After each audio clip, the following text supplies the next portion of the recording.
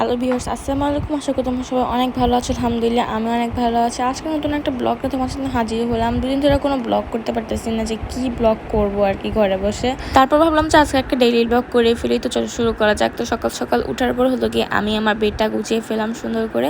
And এখন হলো গিয়ে আমি আমার জানালাগুলি খুলে দেবো যেন ঘরে একটু আলো বাতাস ঢুকে আর কি।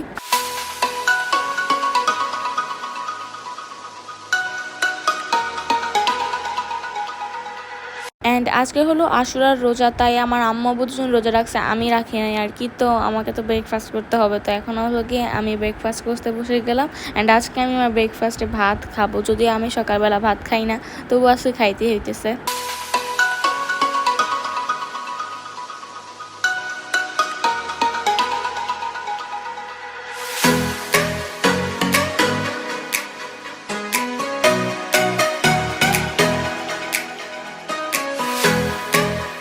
তারপর দেখলাম হলো কি আমার বাবা বাজারে গেছিল, বাজার থেকে কেন তো তোমাদেরকে দেখাই চল। এখানে হলো গিয়ে পেয়ারা আনছিল, লেবু আনছিল, আলু আর পেঁয়াজ আনছিল, তো জাস্ট তোমাদেরকে একটু দেখালাম।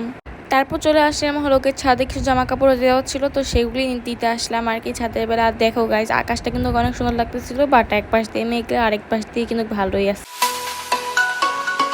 তো গাইস এখন আবার যাচ্ছে ছাদে। আর দুপুরবেলা খাওয়া দাওয়া আমি কিছুই দেখাই নাই তোমাদেরকে, বিকজ আমি দুপুরবেলা পেয়ারা খাইছিলাম, তো সেটা দেখাই নাই তোমাদেরকে। তো চলো এখন হলো কি ছাদে আসছি, আমার মনে ছুঁড়ে দিয়েছিল তো সেগুলি নিতে আর কি। তো এখন আমার হাতে একটা পেয়ারা আছে আর কি, তো এটা খেতে খেতে আমি ছাদে চলে আসলাম আর কিছুক্ষণ সাথে সময় কাটালাম আর মরিচগুলিকেও নিয়ে গেলাম।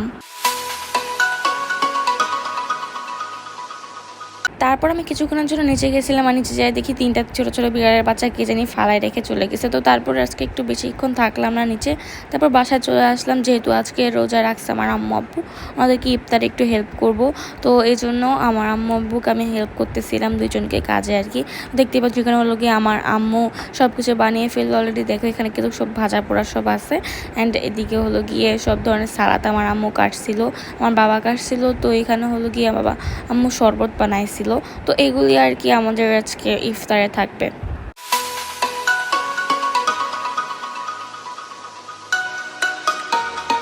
তারপর আমাদের ইফতারের টাইম হয়েছে, তারপর আমরা বসে যাই ইফতার করতে। এখানে হলো গিয়ে মুড়িগুলি সব মেখে ফেলছে, আর এটা খেতে কিন্তু অনেকটাই মজা ছিল। হঠাৎ করে আর কি ইফতার করা, এটা একটা মজার ব্যাপার, আর এটা খেতেও অনেক মজা ছিল আজকে গাইস।